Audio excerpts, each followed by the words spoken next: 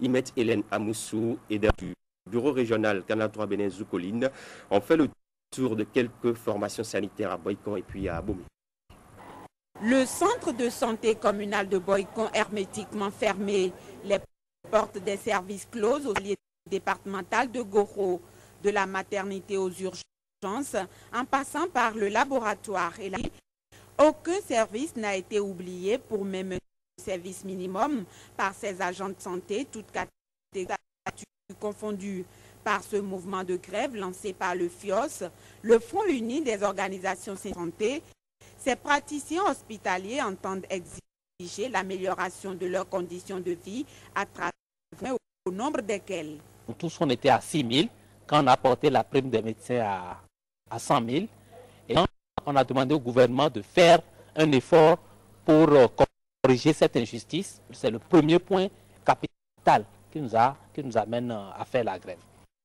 Le second point, c'est par rapport aux primes en motivation de 2007 et de 2009 que le gouvernement doit nous payer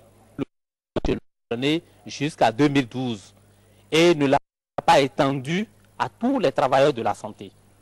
Nous, que cette prime soit donnée à tous les travailleurs se trouvant dans les structures publiques.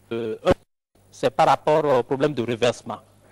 Le secteur de la santé est resté le seul secteur où le reversement n'est pas encore effectif.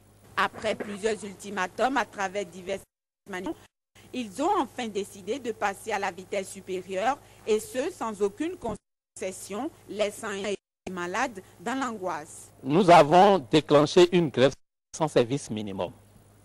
Ça veut dire que les autorités à charge de gérer les structures sanitaires publiques pour réquisitionner des...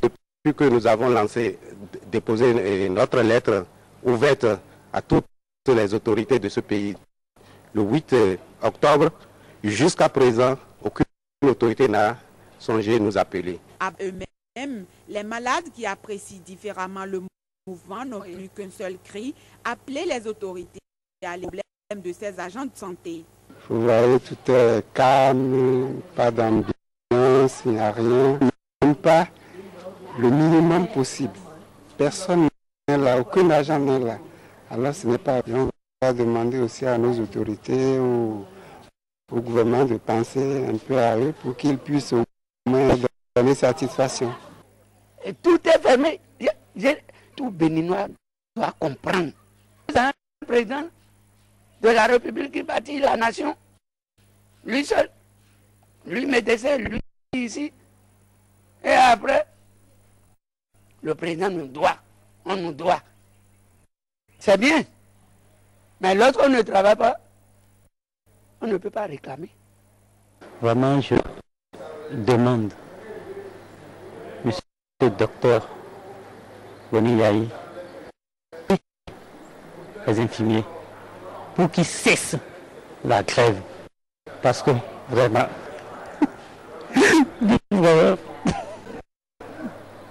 voici, j'ai des ordonnances.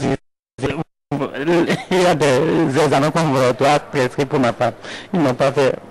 Vraiment, désolé. Dans le silence des autorités, les responsables du FIOS n'entendent pas baisser les bras jusqu'à totale satisfaction de l'action. Tant que le gouvernement ne va pas nous donner satisfaction, nous n'allons pas relâcher. En attendant de résoudre définitivement l'équation, parents, malades ne peuvent que prendre le mal en patience.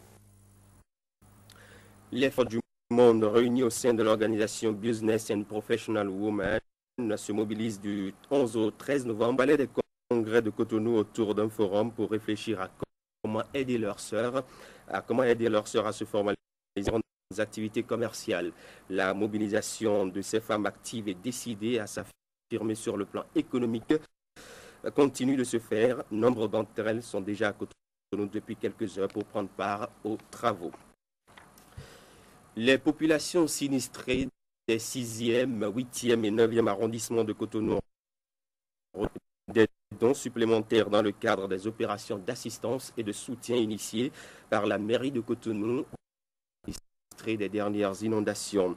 C'est la directrice des services à la population de la mairie de Cotonou donc à la remise des dons. Catherine Tawes.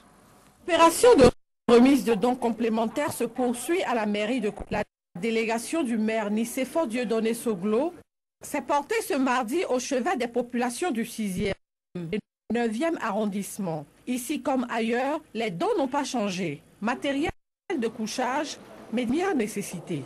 De faire bon usage surtout des dons qui leur sont donnés et de partenaires de la mairie de Cotonou, tels l'UNICEF, tels les Nations Unies et autres, puis à aider la mairie pour mieux les aider. Les bénéficiaires